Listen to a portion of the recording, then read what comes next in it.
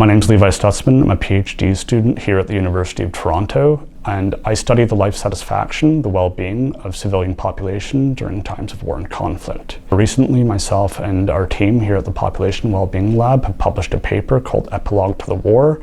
Afghanistan reports the lowest well-being in recorded history.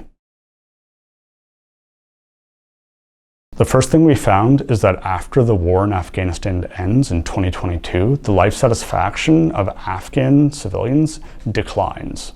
And not only does it decline, but it actually declines to the lowest level we've ever recorded. What we do is we ask people to imagine their lives as steps on a ladder, ranging from 0 to 10, where 0 is the worst possible life and 10 is the best possible life. If you imagine your own life, you imagine that your life might be anywhere from a 6 to an 8. At least that's what we typically find in economically developed countries like Canada.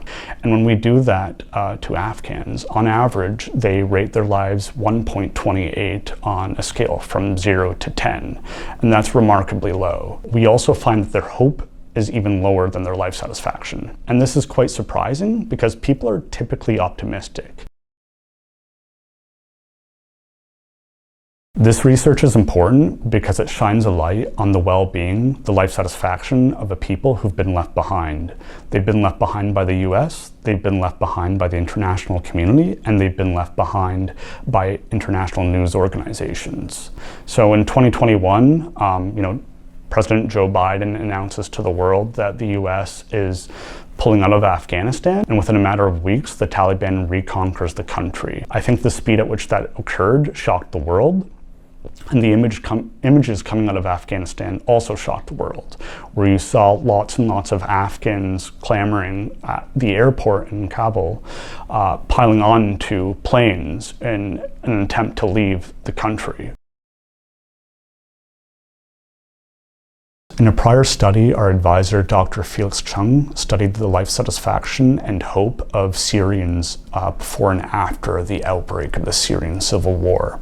And what he found was that at the outbreak of the Syrian civil war, life satisfaction declined, but hope increased. In Syria, Syrian people could imagine a better future, but Afghans can't. Another thing that this study really emphasizes is that structural factors, life circumstances, matter a great deal for our well-being. The well-being, the life satisfaction of civilian populations doesn't automatically get better after war ends. It takes work. It takes people rebuilding infrastructure. It takes people providing access to healthcare, food, and water. Another important thing this research does is it invites us to take a step back and consider broader yet troubling moral questions about the nature of war and security. The war in Afghanistan was initiated after Al-Qaeda attacked the US and killed nearly 3,000 people in America.